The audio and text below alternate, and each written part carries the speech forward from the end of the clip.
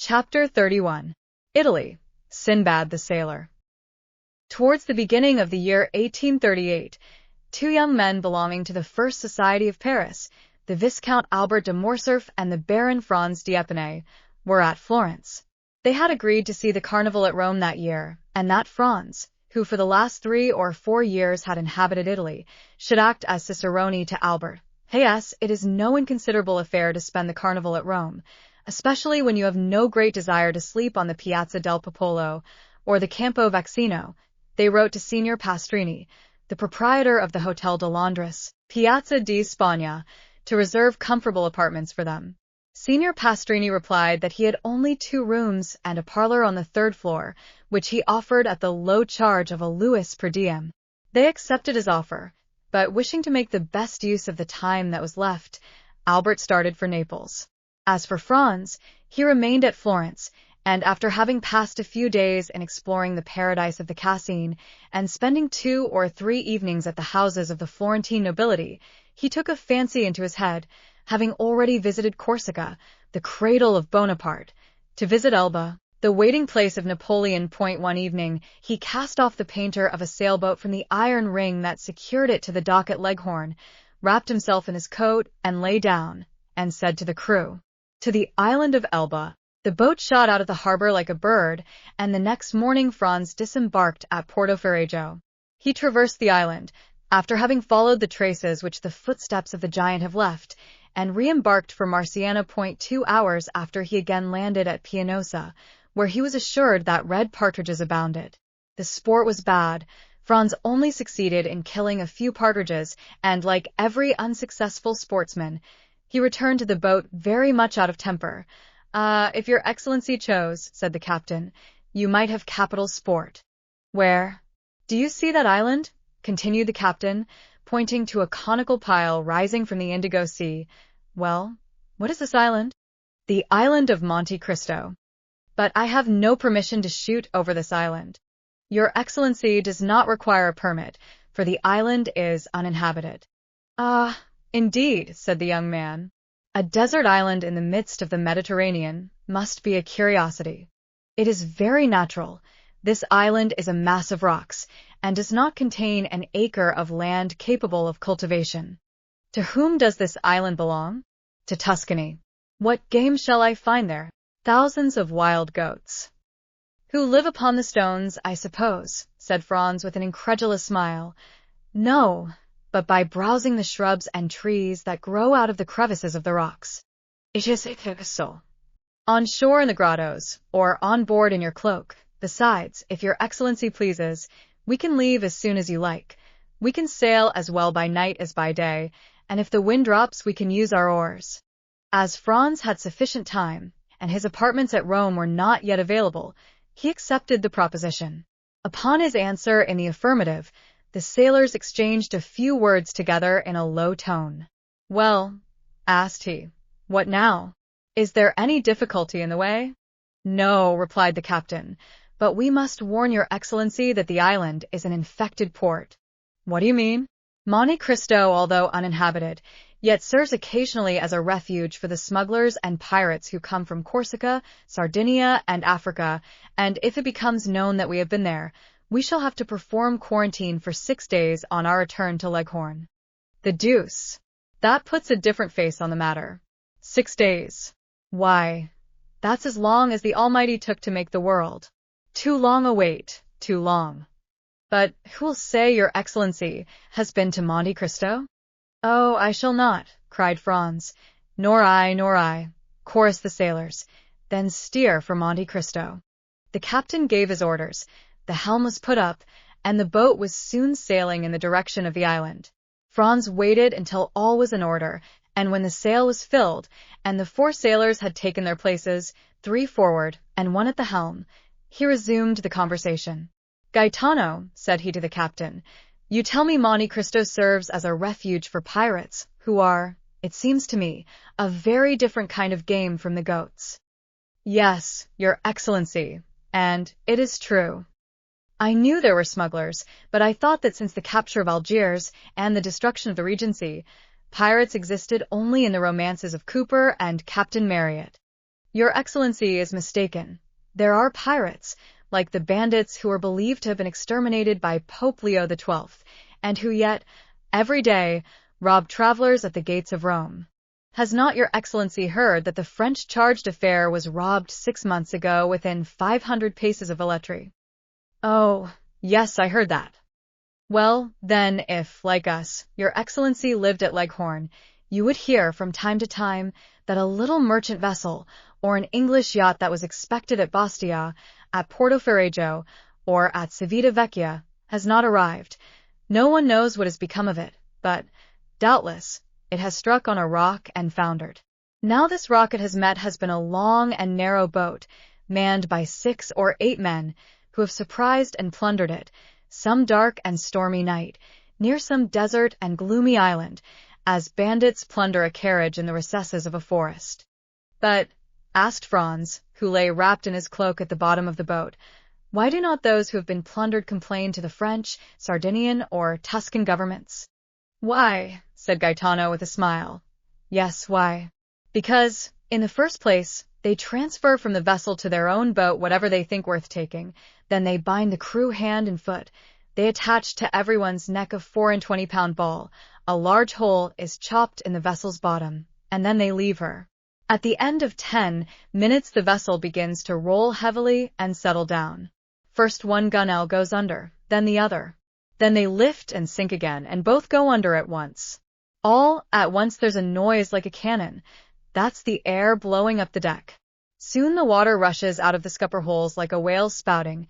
The vessel gives a last groan, spins round and disappears, forming a vast whirlpool in the ocean, and then all is over, so that in 5 minutes nothing but the eye of God can see the vessel where she lies at the bottom of the sea.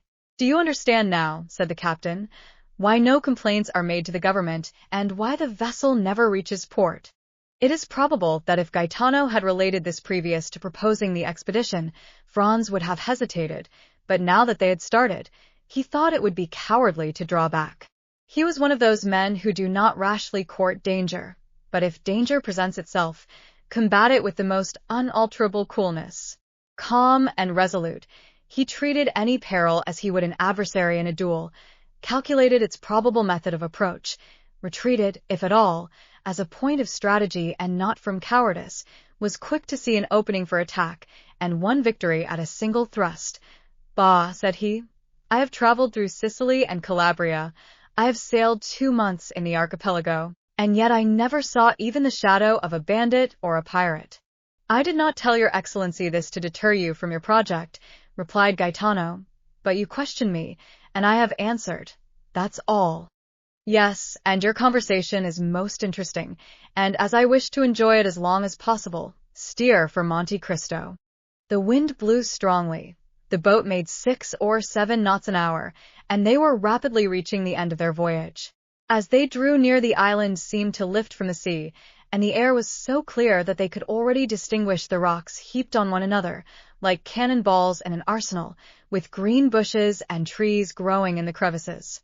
As for the sailors, although they appeared perfectly tranquil, yet it was evident that they were on the alert, and that they carefully watched the glassy surface over which they were sailing, and on which a few fishing boats, with their white sails, were alone visible. They were within 15 miles of Monte Cristo when the sun began to set behind Corsica, whose mountains appeared against the sky, showing their rugged peaks in bold relief. This mass of rock, like the giant Adamastor, rose dead ahead, a formidable barrier, and intercepting the light that gilded its massive peaks so that the voyagers were in shadow. Little by little the shadow rose higher and seemed to drive before it the last rays of the expiring day. At last the reflection rested on the summit of the mountain, where it paused an instant, like the fiery crest of a volcano. Then gloom gradually covered the summit as it had covered the base, and the island now only appeared to be a gray mountain that grew continually darker. Half an hour after, the night was quite dark. Fortunately, the mariners were used to these latitudes, and knew every rock in the Tuscan archipelago, for in the midst of this obscurity Franz was not without uneasiness. Corsica had long since disappeared, and Monte Cristo itself was invisible, but the sailors seemed, like the lynx, to sea in the dark, and the pilot who steered did not evince the slightest hesitation. An hour had passed since the sun had set, when Franz fancied he saw, at a quarter of a mile to the left, a dark mass, but he could not precisely make out what it was, and fearing to excite the mirth of the sailors by mistaking a floating cloud for land, he remained silent. Suddenly a great light appeared on the strand. Land might resemble a cloud, but the fire was not a meteor. "What is this light?" asked he. "Hush," said the captain. "It is a fire." "But you told me the island was uninhabited?" "I said there were no fixed habitations on it, but I said also that it served sometimes as a harbor for smugglers." "And for pirates?" "And for pirates," returned Gaetano, repeating Franz's words. "It is for that reason I have given orders to pass the island, for, as you see, the fire is behind us." "But this fire?" continued Franz. "It seems to me rather reassuring than otherwise.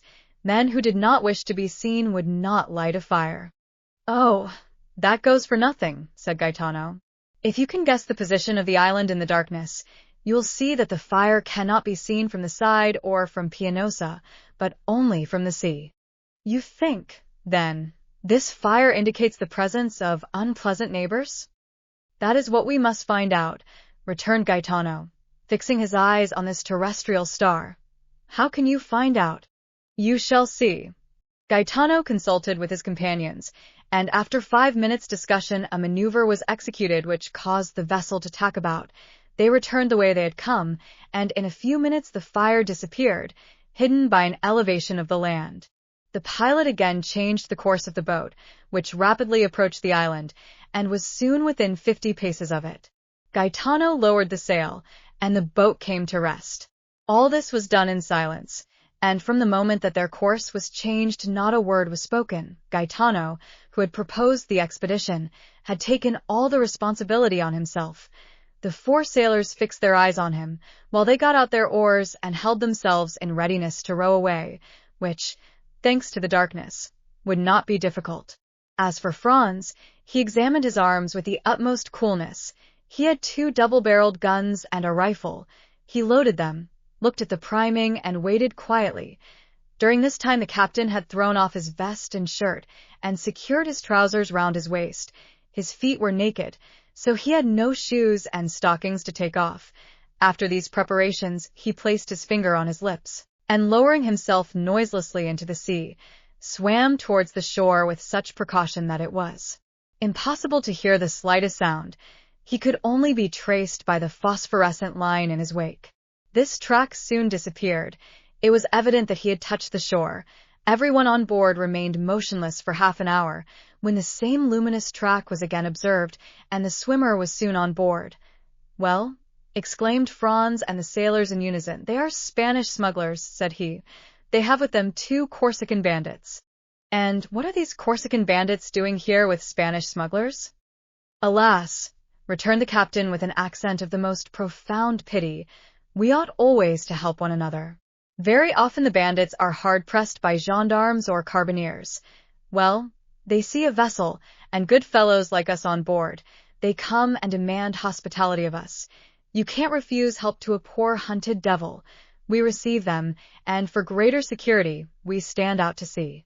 This costs us nothing, and saves the life, or at least the liberty, of a fellow creature, who on the first occasion returns the service, by pointing out some safe spot where we can land our goods without interruption."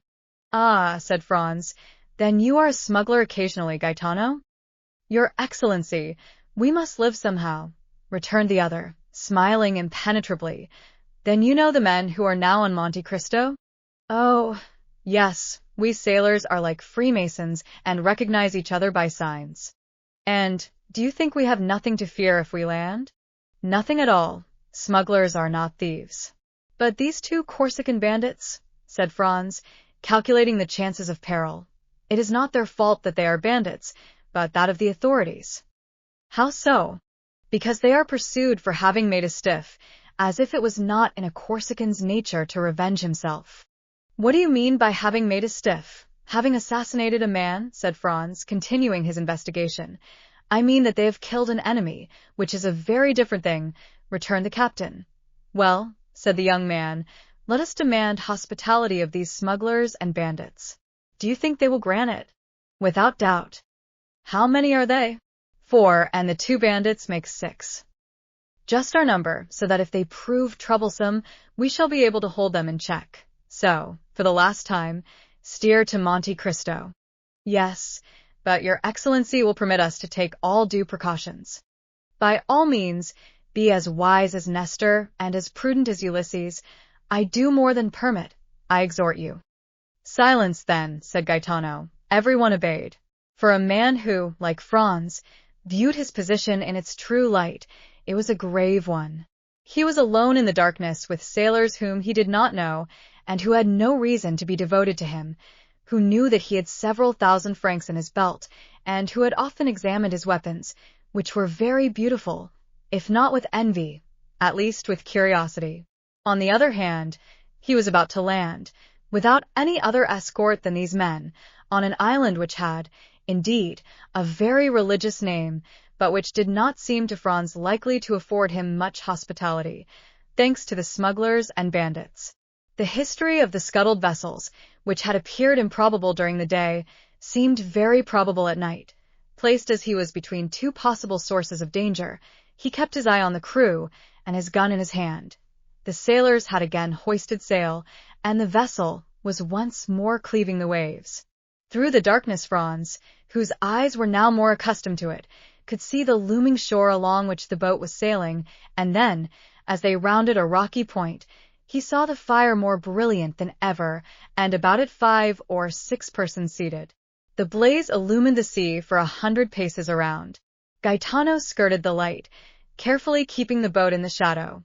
Then, when they were opposite the fire, he steered to the center of the circle, singing a fishing song, of which his companions sung the chorus. At the first words of the song, the men seated round the fire arose and approached the landing place, their eyes fixed on the boat, evidently seeking to know who the newcomers were and what were their intentions. They soon appeared satisfied and returned, with the exception of one, who remained at the shore, to their fire, at which the carcass of a goat was roasting. When the boat was within 20 paces of the shore, the man on the beach, who carried a carbine, presented arms after the manner of a sentinel, and cried, "Who comes there?" in Sardinian. Franz coolly cocked both barrels. Gaetano then exchanged a few words with this man which the traveler did not understand, but which evidently concerned him. "Will your Excellency give your name, or remain incognito?" asked the captain. "My name must rest unknown," replied Franz. "Merely say I am a Frenchman traveling for pleasure." As soon as Gaetano had transmitted this answer, the sentinel gave an order to one of the men seated round the fire, who rose and disappeared among the rocks. Not a word was spoken. Everyone seemed occupied, Franz with his disembarkment, the sailors with their sails, the smugglers with their goat, but in the midst of all this carelessness it was evident that they mutually observed each other. The man who had disappeared returned suddenly on the opposite side to that by which he had left. He made a sign with his head to the sentinel, who, turning to the boat, said, "Saccommodi." The Italian "Saccommodi" is untranslatable. It means at once, "Come, enter, you are welcome, make yourself at home, you are the master." It is like that Turkish phrase of Molière's that so astonished the bourgeois gentleman by the number of things implied in its utterance. The sailors did not wait for a second invitation, for strokes of the oar brought them to land. Gaetano sprang to shore, exchanged a few words with the sentinel, then his comrades disembarked, and lastly came Franz. One of his guns was swung over his shoulder, Gaetano had the other, and a sailor held his rifle. His dress, half artist, half dandy, did not excite any suspicion, and, consequently, no disquietude.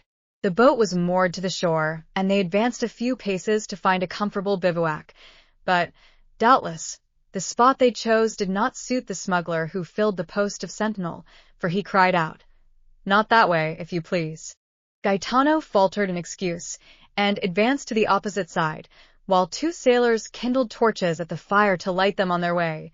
They advanced about 30 paces, and then stopped at a small esplanade surrounded with rocks, in which seats had been cut, not unlike sentry boxes. Around in the crevices of the rocks grew a few dwarf oaks and thick bushes of myrtles. Franz lowered a torch and saw by the mass of cinders that had accumulated that he was not the first to discover this retreat, which was, doubtless, one of the halting places of the wandering visitors of Monte Cristo. As for his suspicions, once on terra firma, once that he had seen the indifferent, if not friendly, appearance of his hosts, his anxiety had quite disappeared, or rather, at sight of the goat, had turned to appetite. He mentioned this to Gaetano, who replied that nothing could be more easy than to prepare a supper when they had in their boat bread, wine, half a dozen partridges, and a good fire to roast them by. Besides, added he, if the smell of their roast meat tempts you, I will go and offer them 2 of our birds for a slice. You are a born diplomat, returned Franz. Go and try. Meanwhile the sailors had collected dried sticks and branches with which they made a fire. Franz waited impatiently, inhaling the aroma of the roasted meat, when the captain returned with a mysterious air. Well, said Franz, anything new? Do they refuse? On the contrary, returned Gaetano. The chief, who has told you were a young Frenchman, invites you to sup with him. Well, observed Franz, this chief is very polite, and I see no objection, the more so as I bring my share of the supper. Oh, it is not that. He has plenty, and to spare, for supper, but he makes one condition, and rather a peculiar one, before he will receive you at his house. His house? Has he built one here, then? No, but he has a very comfortable one all the same, so they say. You know this chief, then? I have heard talk of him, favorably or otherwise. Both. The deuce. And what is this condition? That you are blindfolded, and do not take off the bandage until he himself bids you. Franz looked at Gaetano, to see, if possible, what he thought of this proposal. Replied he, guessing Franz's thought, I know this is a serious matter. What should you do in my place? I, who have nothing to lose, I should go. You would accept? Yes, were it only out of curiosity. There is something very peculiar about this chief, then? Listen, said Gaetano, lowering his voice. I do not know if what they say is true. He stopped to see if anyone was near. What do they say? That this chief inhabits a cavern to which the Pity Palace is nothing. What nonsense, said Franz, reseating himself. It is no nonsense. It is quite true.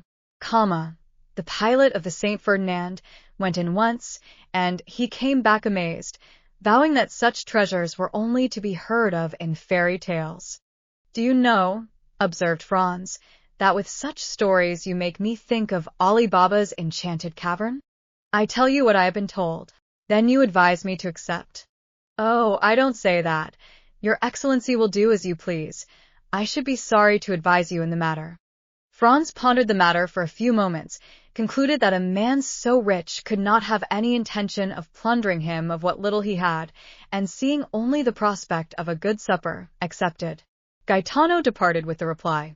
Franz was prudent, and wished to learn all he possibly could concerning his host.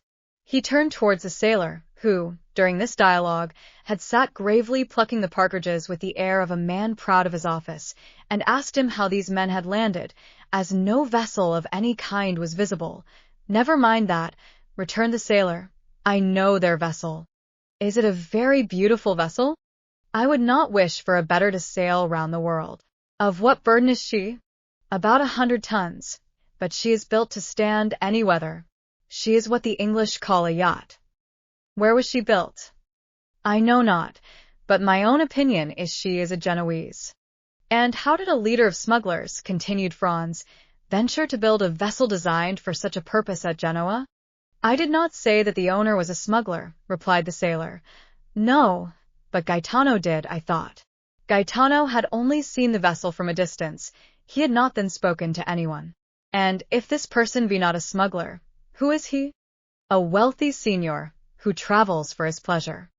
Come, thought Franz, he is still more mysterious, since the two accounts do not agree. What is his name? If you ask him, he says Sinbad the sailor, but I doubt if it be his real name. Sinbad the sailor? Yes. And where does he reside? On the sea. What country does he come from? I do not know. Have you ever seen him? Sometimes. What sort of a man is he? Your Excellency will judge for yourself.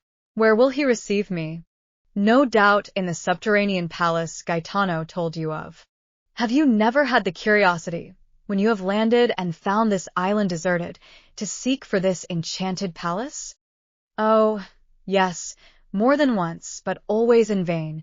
We examined the grotto all over, but we never could find the slightest trace of any opening. They say that the door is not opened by a key, but a magic word. Decidedly, muttered Franz, this is an Arabian Nights adventure. His Excellency waits for you, said a voice, which he recognized as that of the sentinel. He was accompanied by 2 of the yacht's crew. Franz drew his handkerchief from his pocket and presented it to the man who had spoken to him. Without uttering a word, they bandaged his eyes with a care that showed their apprehensions of his committing some indiscretion.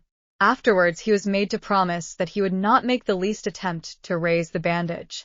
He promised. Then his 2 guides took his arms, and he went on, guided by them and preceded by the sentinel. After going about 30 paces, he smelt the appetizing odor of the kid that was roasting, and knew thus that he was passing the bivouac. They then led him on about 50 paces farther, evidently advancing towards that part of the shore where they would not allow Gaetano to go, a refusal he could now comprehend. Presently, by a change in the atmosphere, he knew that they were entering a cave. After going on for a few seconds more he heard a crackling, and it seemed to him as though the atmosphere again changed and became balmy and perfumed. At length his feet touched on a thick and soft carpet, and his guides let go their hold of him. There was a moment's silence, and then a voice, in excellent French although with a foreign accent, said, "Welcome, sir. I beg you will remove your bandage." It may be supposed, then, Franz did not wait for a repetition of this permission, but took off the handkerchief, and found himself in the presence of a man from 38 to 40 years of age, dressed in a Tunisian costume, that is to say, a red cap with a long blue silk tassel, a vest of black cloth embroidered with gold, pantaloons of deep red, large and full gaiters of the same color, embroidered with gold like the vest, and yellow slippers. He had a splendid cashmere round his waist, and a small sharp and crooked cangier was passed through his girdle. Although of a paleness that was almost livid, this man had a remarkably handsome face. His eyes were penetrating and sparkling, his nose, quite straight and projecting direct from the brow, was of the pure Greek type, while his teeth, as white as pearls, were set off to admiration by the black mustache that encircled them. His pallor was so peculiar that it seemed to pertain to one who had been long entombed, and who was incapable of resuming the healthy glow and hue of life. He was not particularly tall, but extremely well made, and, like the men of the South, had small hands and feet. But what astonished Franz, who had treated Gaetano's description as a fable, was the splendor of the apartment in which he found himself. The entire chamber was lined with crimson brocade, worked with flowers of gold. In a recess was a kind of divan, surmounted with a stand of Arabian swords in silver scabbards, and the handles resplendent with gems. From the ceiling hung a lamp of Venetian glass, of beautiful shape and color, while the feet rested on a Turkey carpet, in which they sunk to the instep. Tapestry hung before the door by which Franz had entered, and also in front of another door, leading into a second apartment which seemed to be brilliantly illuminated. The host gave Franz time to recover from his surprise, and, moreover, returned look for look, not even taking his eyes off him. "Sir," he said after a pause, "1,000 excuses for the precaution taken in your introduction hither. But as, during the greater portion of the year, this island is deserted, if the secret of this abode were discovered, I should doubtless find on my return my temporary retirement in a state of great disorder, which would be exceedingly annoying, not for the loss it occasioned me, but because I should not have the certainty I now possess of separating myself from all the rest of mankind at pleasure.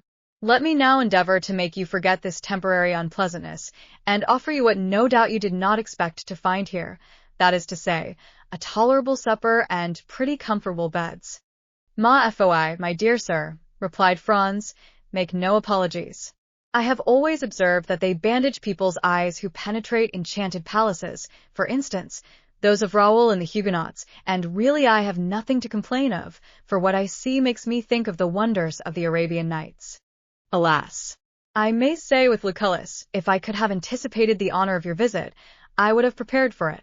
But such as is my hermitage, it is at your disposal, such as is my supper, it is yours to share, if you will. Ali, is the supper ready? At this moment the tapestry moved aside, and a Nubian, black as ebony, and dressed in a plain white tunic, made a sign to his master that all was prepared in the dining room. Now, said the unknown to Franz, I do not know if you are of my opinion, but I think nothing is more annoying than to remain 2 or 3 hours together without knowing by name or appellation how to address one another. Pray observe that I too much respect the laws of hospitality to ask your name or title. I only request you to give me one by which I may have the pleasure of addressing you. As for myself, that I may put you at your ease, I tell you that I am generally called Sinbad the sailor. And I, replied Franz, will tell you, as I only require his wonderful lamp to make me precisely like Aladdin, that I see no reason why at this moment I should not be called Aladdin. That will keep us from going away from the East, whither I am tempted to think I have been conveyed by some good genius. Well, then, Signor Aladdin, replied the singular amphitryon, you heard our repast announced. Will you now take the trouble to enter the dining room, your humble servant going first to show the way? At these words, moving aside the tapestry, Sinbad preceded his guest. Franz now looked upon another scene of enchantment. The table was splendidly covered, and once convinced of this important point, he cast his eyes around him. The dining room was scarcely less striking than the room he had just left. It was entirely of marble, with antique bas-reliefs of priceless value, and at the 4 corners of this apartment, which was oblong, were 4 magnificent statues, having baskets in their hands. These baskets contained 4 pyramids of most splendid fruit. There were Sicily pineapples, pomegranates from Malaga, oranges from the Balearic Isles, peaches from France, and dates from Tunis. The supper consisted of a roast pheasant garnished with Corsican blackbirds, a boar's ham with jelly, a quarter of a kid with tartar sauce, a glorious turbot, and a gigantic lobster. Between these large dishes were smaller ones containing various dainties. The dishes were of silver, and the plates of Japanese china. Franz rubbed his eyes in order to assure himself that this was not a dream. Ali alone was present to wait at table, and acquitted himself so admirably that the guest complimented his host thereupon. Yes, replied he, while he did the honors of the supper with much ease and grace. Yes, he is a poor devil who is much devoted to me, and does all he can to prove it. He remembers that I saved his life, and as he has a regard for his head, he feels some gratitude towards me for having kept it on his shoulders. Ali approached his master, took his hand, and kissed it. Would it be impertinent, Signor Sinbad, said Franz, to ask you the particulars of this kindness? Oh, they're simple enough, replied the host. It seems the fellow had been caught wandering nearer to the harem of the Bey of Tunis than etiquette permits to one of his color, and he was condemned by the Bey to have his tongue cut out, and his hand and head cut off, the tongue the first day, the hand the second, and the head the third. I always had a desire to have a mute in my service, so learning the day his tongue was cut out, I went to the Bey, and proposed to give him for Ali a splendid double-barreled gun, which I knew he was very desirous of having. He hesitated a moment. He was so very desirous to complete the poor devil's punishment. But when I added to the gun an English cutlass with which I had shivered his Highness's yataghan to pieces, the Bey yielded, and agreed to forgive the hand and head, but on condition that the poor fellow never again set foot in Tunis. This was a useless clause in the bargain, for whenever the coward sees the first glimpse of the shores of Africa, he runs down below, and can only be induced to appear again when we are out of sight of that quarter of the globe. Franz remained a moment silent and pensive, hardly knowing what to think of the half-kindness, half-cruelty, with which his host related the brief narrative, and like the celebrated sailor whose name you have assumed, he said, by way of changing the conversation, "You pass your life in traveling?" "Yes. I made a vow at a time when I little thought I should ever be able to accomplish it," said the unknown with a singular smile, and I made some others also which I hope I may fulfill in due season." Although Sinbad pronounced these words with much calmness, his eyes gave forth gleams of extraordinary ferocity. "You have suffered a great deal, sir?" said Franz inquiringly. Sinbad started and looked fixedly at him, as he replied, "What makes you suppose so?" "Everything," answered Franz. "Your voice, your look, your pallid complexion, and even the life you lead."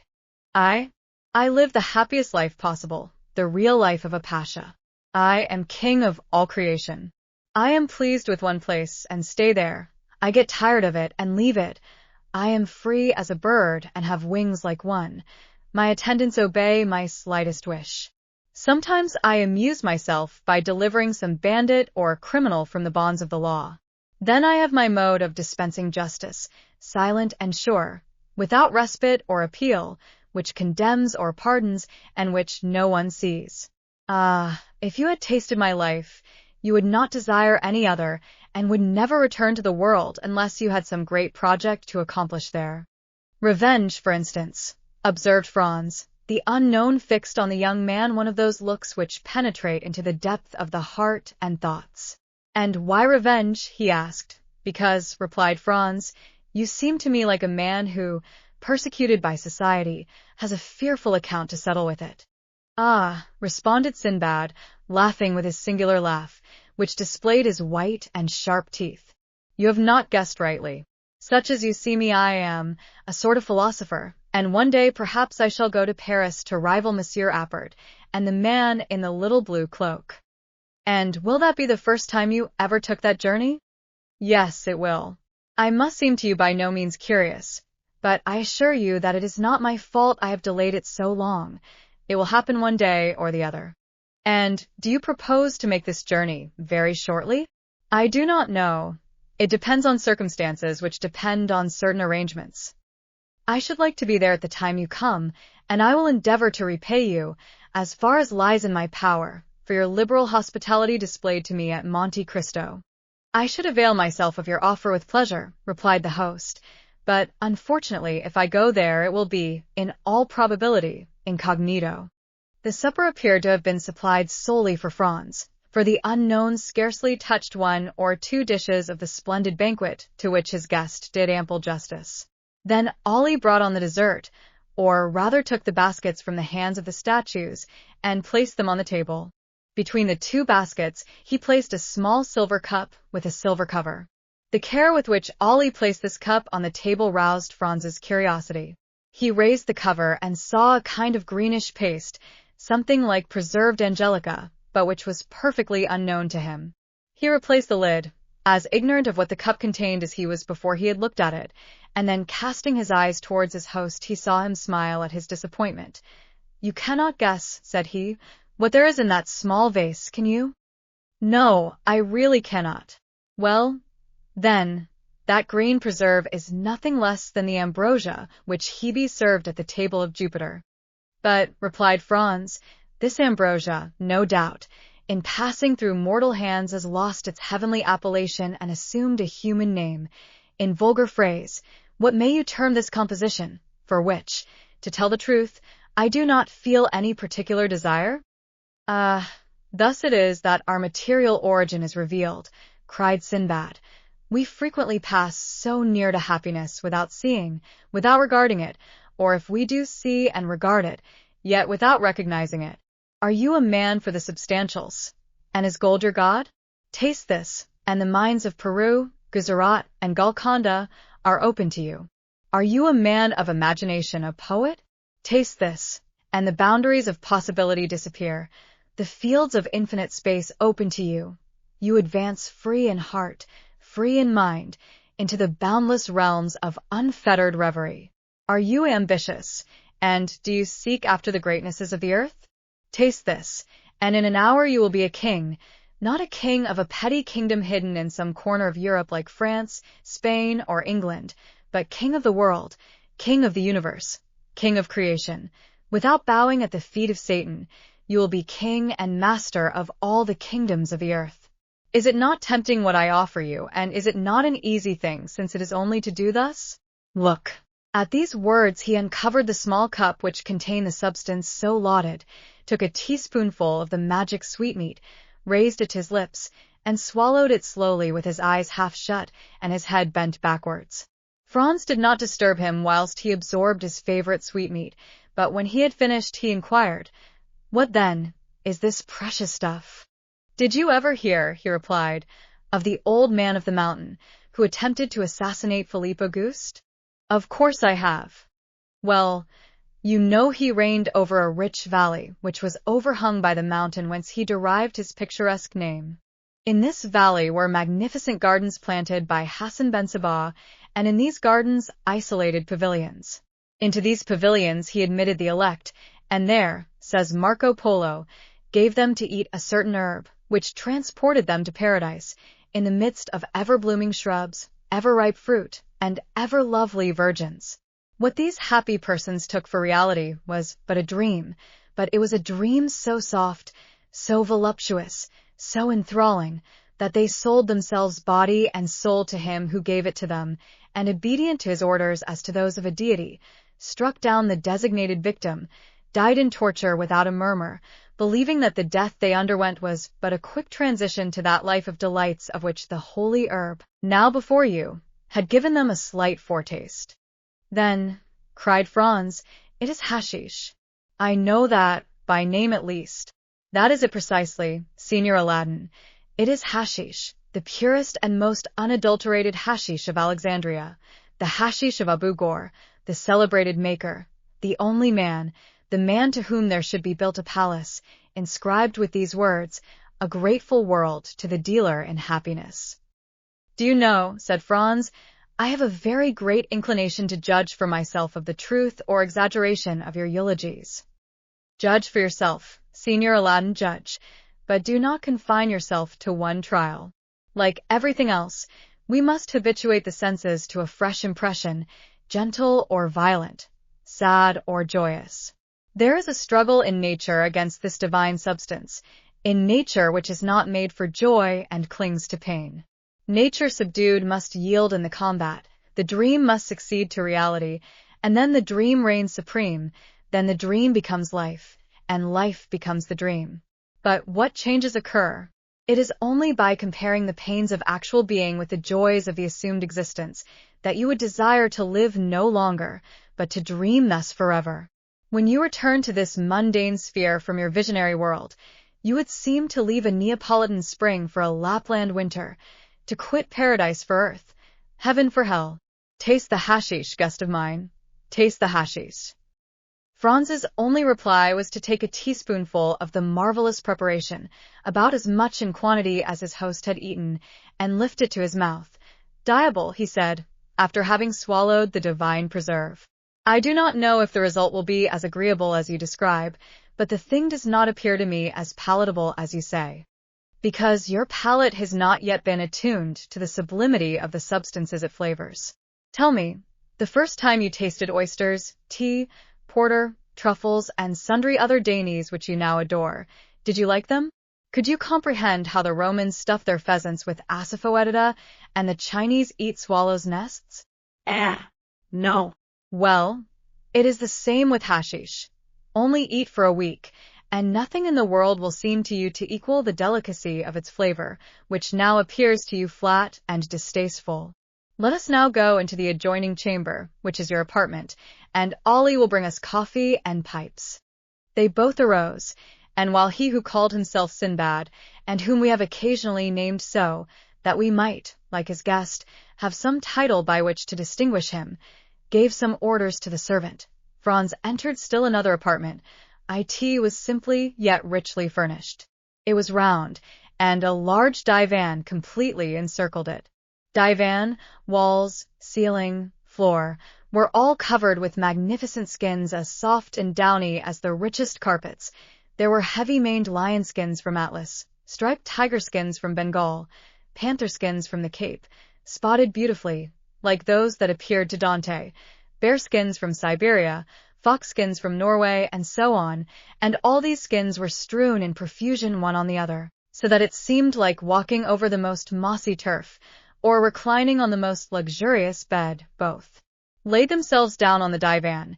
Chabuks with jasmine tubes and amber mouthpieces were within reach, and all prepared so that there was no need to smoke the same pipe twice. Each of them took one, which Ali lighted, and then retired to prepare the coffee.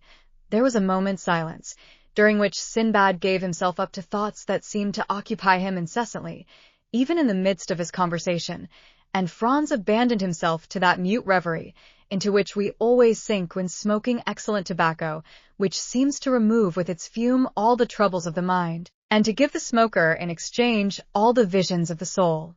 Ali brought in the coffee. "How do you take it?" inquired the unknown. "In the French or Turkish style, strong or weak, sugar or none, cool or boiling?" "As you please. It is ready in all ways." "I will take it in the Turkish style," replied Franz. "And you are right," said his host. "It shows you have a tendency for an Oriental life." "Ah, those Orientals. They are the only men who know how to live. As for me," he added, with one of those singular smiles which did not escape the young man, "when I have completed my affairs in Paris, I shall go and die in the East, and should you wish to see me again, you must seek me at Cairo, Baghdad, or Ispahan." "Ma foi," said Franz, "it would be the easiest thing in the world, for I feel eagle's wings springing out at my shoulders, and with those wings I could make a tour of the world in 24 hours. Ah, yes, the hashish is beginning its work. Well, unfurl your wings, and fly into superhuman regions. Fear nothing. There is a watch over you, and if your wings, like those of Icarus, melt before the sun, we are here to ease your fall." He then said something in Arabic to Ali, who made a sign of obedience and withdrew, but not to any distance, as to Franz a strange transformation had taken place in him. All the bodily fatigue of the day, all the preoccupation of mind which the events of the evening had brought on, disappeared as they do at the first approach of sleep, when we are still sufficiently conscious to be aware of the coming of slumber. His body seemed to acquire an airy lightness, his perception brightened in a remarkable manner, his senses seemed to redouble their power, the horizon continued to expand, but it was not the gloomy horizon of vague alarms and which he had seen before he slept, but a blue, transparent, unbounded horizon, with all the blue of the ocean, all the spangles of the sun, all the perfumes of the summer breeze. Then, in the midst of the songs of his sailors, songs so clear and sonorous that they would have made a divine harmony had their notes been taken down, he saw the island of Monte Cristo no longer as a threatening rock in the midst of the waves, but as an oasis in the desert. Then, as his boat drew nearer, the songs became louder, for an enchanting and mysterious harmony rose to heaven, as if some Loreley had decreed to attract a soul thither, or Amphion, the enchanter, intended there to build a city. At length the boat touched the shore, but without effort, without shock, as lips touch lips, and he entered the grotto amidst continued strains of most delicious melody. He descended, or rather seemed to descend, several steps, inhaling the fresh and balmy air, like that which may be supposed to reign around the grotto of Circe, formed from such perfumes as set the mind a-dreaming, and such fires as burn the very senses, and he saw again all he had seen before his sleep, from Sinbad, his singular host, to Ali, the mute attendant. Then all seemed to fade away and become confused before his eyes, like the last shadows of the magic lantern before it is extinguished, and he was again in the chamber of statues, lighted only by one of those pale and antique lamps which watch in the dead of the night over the sleep of pleasure. They were the same statues, rich in form, in attraction and poesy, with eyes of fascination, smiles of love, and bright and flowing hair. They were Phryne, Cleopatra, Messalina, those three celebrated courtesans. Then among them glided, like a pure ray, like a Christian angel in the midst of Olympus, one of those chaste figures, those calm shadows, those soft visions, which seemed to veil its virgin brow before these marble wantons. Then the three statues advanced towards him with looks of love, and approached the couch on which he was reposing, their feet hidden in their long white tunics, their throats bare, hair flowing like waves, and assuming attitudes which the gods could not resist, but which saints withstood, and looks inflexible and ardent like those with which the serpent charms the bird. And then he gave way before looks that held him in a torturing grasp and delighted his senses, as with a voluptuous kiss. It seemed to Franz that he closed his eyes, and in a last look about him saw the vision of modesty completely veiled, and then followed a dream of passion like that promised by the prophet to the elect. Lips of stone turned to flame, breasts of ice became like heated lava, so that to Franz, yielding for the first time to the sway of the drug, love was a sorrow and voluptuousness a torture, as burning mouths were pressed to his thirsty lips, and he was held in cool serpent-like embraces. The more he strove against this unhallowed passion, the more his senses yielded to its thrall, and at length, weary of a struggle that taxed his very soul, he gave way and sank back breathless and exhausted beneath the kisses of these marble goddesses and the enchantment of his marvelous dream.